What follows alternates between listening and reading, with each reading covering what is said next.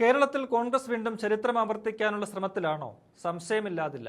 ആവർത്തിക്കപ്പെടാൻ ശ്രമിക്കുന്ന ചരിത്രം പക്ഷേ കോൺഗ്രസിന് അത്ര നല്ലതല്ല എന്നതാണ് വാസ്തവം. വി.ഡി. സതീശൻ കേരളത്തിൽ കോൺഗ്രസിന്റെ 6ാമത്തെ മുഖ്യമന്ത്രിയാണ്. മുൻഗാമികളിൽ 5 വർഷ കാലയളവ് പൂർത്തിയാക്കിയവർ പക്ഷേ 2 പേർ മാത്രം.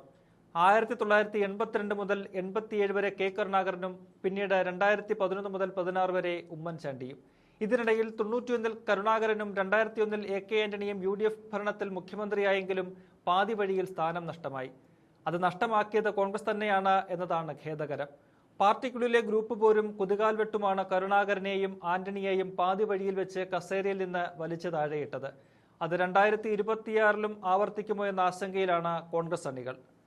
സതീശൻ മുഖ്യമന്ത്രി കസേരയിലേക്ക് എത്തിയത് തന്നെ വലിയൊരു ഗ്രൂപ്പ് പോരിന്റെ ബാക്കി പത്രമായാണ്. സ്ഥാനം മോഹിച്ച് നഷ്ടമായ കെ.സി. വേണുഗോപാലും സംഘവും സൂക്ഷ്മദർശിനിയുമായി സതീശന് പിന്നാലെയുണ്ട്. ഇതിനകം വിവാദമായ ഓരോ വിഷയങ്ങളിലും പ്രതിപക്ഷത്തേക്കാൾ സതീശന് ഭീഷണി ഉയർത്തുന്നത് പാർട്ടിയിലെ പ്രതിപക്ഷമാണ്.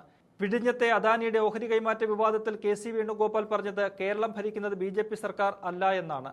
അതാണ് പ്രതിപക്ഷം ആയുധമാക്കുന്നതും. അങ്ങനെ ഓരോ വിഷയത്തിലും സതീശന്റെ നയങ്ങളും നിലപാടുകളും എതിർവിഭാഗത്താൽ വിമർശിക്കപ്പെടുന്നു. പ്രധാനമായും സതീശന്റെ ശൈലിയാണ് എതിർവിഭാഗത്തെ ചൊടിപ്പിക്കുന്നത്. ആരെയും കൂസാത്ത, ആരെയും കേൾക്കാത്ത രീതി എന്നാണ് ഇക്കൂട്ടർ ആരോപിക്കുന്നത്. ഏറ്റവും ഒടുവിൽ ഗവൺമെന്റ് പ്ലീഡർ നിയമനത്തിൽ വിദ്യാർത്ഥി സംഘടനയായ KSUവിനെ തള്ളിപ്പറഞ്ഞ മുഖ്യമന്ത്രിയുടെ രീതിയാണ് രൂക്ഷ വിമർശനത്തിനും ചേരിപ്പോരിനും കാരണമായിരിക്കുന്നത്. KSU സംസ്ഥാന അധ്യക്ഷന് മുഖ്യമന്ത്രി കൂടിക്കാഴ്ചയ്ക്ക് അനുമതി നൽകാഞ്ഞത് എന്ത് എന്ന ചോദ്യം ഉയരുന്നുണ്ട്. ഹിന്ദു ഐക്യവേദി നേതാക്കളെ കണ്ട സതീശന് എന്തുകൊണ്ട് സ്വന്തം വിദ്യാർത്ഥി സംഘടനാ നേതാക്കളെ കണ്ട് സംസാരിച്ചുകൂടാ എന്ന ചോദ്യം പ്രസക്തമാണ്. KPCC ജനറൽ സെക്രട്ടറി PM നിയാസും മുഖ്യമന്ത്രിയെ കാണാൻ കഴിയാത്ത പാർട്ടി നേതാക്കളുടെ കൂട്ടത്തിലുണ്ട്. സംഘപരിവാർ നേതാക്കളെ കണ്ട് സ്വന്തം പാർട്ടി നേതാക്കളെ കാണാത്ത മുഖ്യമന്ത്രിയെ കോൺഗ്രസ് മീഡിയ പാനലിസ്റ്റ് അംഗമായ VR അനൂപ് അതിരൂക്ഷമായ ഭാഷയിലാണ് വിമർശിക്കുന്നത്. ഹിന്ദു ഐക്യവേദിക്ക് കിട്ടുന്ന പരിഗണനയെങ്കിലും KSU നേതാക്കൾക്ക് വേണമെന്നാണ് അനൂപിന്റെ വാക്കുകൾ. അത് സതീശനിട്ടുള്ള കൃത്യമായ കുത്താണ്. അത് മനസ്സിലാക്കിയാണ് സതീശനെ പിന്തുണയ്ക്കുന്ന രാജു P. നായർ പ്രതികരിച്ചിരിക്കുന്നതും. ഹിന്ദു ഐക്യവേദി നേതാക്കളെ കണ്ടതുമായി കൂട്ടിക്കെട്ടി പ്രതികരിക്കുന്നത് നിഷ്കളങ്കമല്ലെന്നും പാർട്ടിയുടെ മുഖമായി ഇരുന്നു കൊണ്ട് സംഘപരിവാറിന്റെയും CPMന്റെയും പണിയെടുക്കുകയാണ് എന്നുമായിരുന്നു രാജു P. നായരുടെ മറുപടി. ചാനൽ ചർച്ചകളിലെ പാർട്ടിയുടെ മറ്റൊരു മുഖമായ BRM ഷഫീറും അനൂപിനെതിരെ ആഞ്ഞടിക്കുന്നുണ്ട്.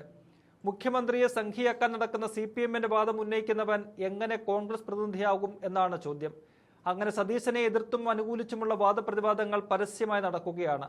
അതും പാർട്ടി പ്രതിനിധികൾ തമ്മിൽ. ഇത് സ്വാഭാവിക തർക്കം എന്നതിലുപരി VD-KC പക്ഷ പോരാട്ടമായി മാറിക്കഴിഞ്ഞു. സതീശനെതിരായ പാർട്ടിയിലെ ഒരു വിഭാഗത്തിന്റെ നീക്കമായാണ് ഇതിനെ വിലയിരുത്തുന്നത്. ഇതിനിടെ കഴിഞ്ഞ ദിവസം മുതിർന്ന നേതാവ് VM സുധീരൻ നടത്തിയ പ്രസംഗവും ശ്രദ്ധേയമാണ്. അന്തരിച്ച മുൻ KPCC അധ്യക്ഷനും മന്ത്രിയുമായ CV പത്മരാജന്റെ സ്മരണാർത്ഥമുള്ള പുരസ്കാരം ഏറ്റുവാങ്ങി സുധീരൻ നടത്തിയ പരാമർശങ്ങളെ ഒരേ സമയം സതീശനുള്ള കുത്തായും പിന്തുണയായും വ്യാഖ്യാനിക്കാം.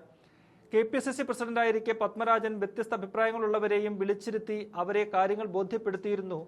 ഇനി വരുന്ന ഭരണാധികാരികൾക്ക് അദ്ദേഹം മാതൃകയാണ് എന്ന് സുധീരൻ ഓർമ്മിപ്പിക്കുകയാണ്. ഒപ്പം എന്തെങ്കിലും പാളിച്ച സംഭവിച്ചാൽ കൈയോടെ തിരുത്തി മുന്നോട്ട് പോകുന്ന ആളാണ് സതീശൻ എന്നും പറയുന്നുണ്ട് അദ്ദേഹം. വിശദമായ ചർച്ചയിലൂടെ അഭിപ്രായ സമന്വയത്തിലൂടെ മുന്നോട്ട് പോകണമെന്ന് പറഞ്ഞ് പിണറായി ഭരണത്തിനുണ്ടായ തിരിച്ചടി എല്ലാവർക്കും പാഠമാണെന്നും സുധീരൻ ഓർമ്മിപ്പിക്കുന്നു. വീര്യം കുറഞ്ഞ മദ്യം, ധാതുഖനനം, PM ശ്രീ, വിഴിഞ്ഞത്തെ ഓഹരി കൈമാറ്റം, ഗവൺമെന്റ് പ്ലീഡർ നിയമനം, അങ്ങനെ ഓരോ വിഷയത്തിലും ചേരിതിരിഞ്ഞ് പ്രതിപക്ഷത്തെ പോലും നിഷ്പ്രഭമാക്കി കോൺഗ്രസ് നേതാക്കൾ തമ്മിൽ തല്ലുന്നത് അന്തം വിട്ട് നോക്കി നിൽക്കുകയാണ് സാധാരണ പ്രവർത്തകർ. അവർ തന്നെയാണ് കോൺഗ്രസിൽ ചരിത്രം ആവർത്തിക്കപ്പെടുമോ എന്ന് പേടിക്കുന്നത്.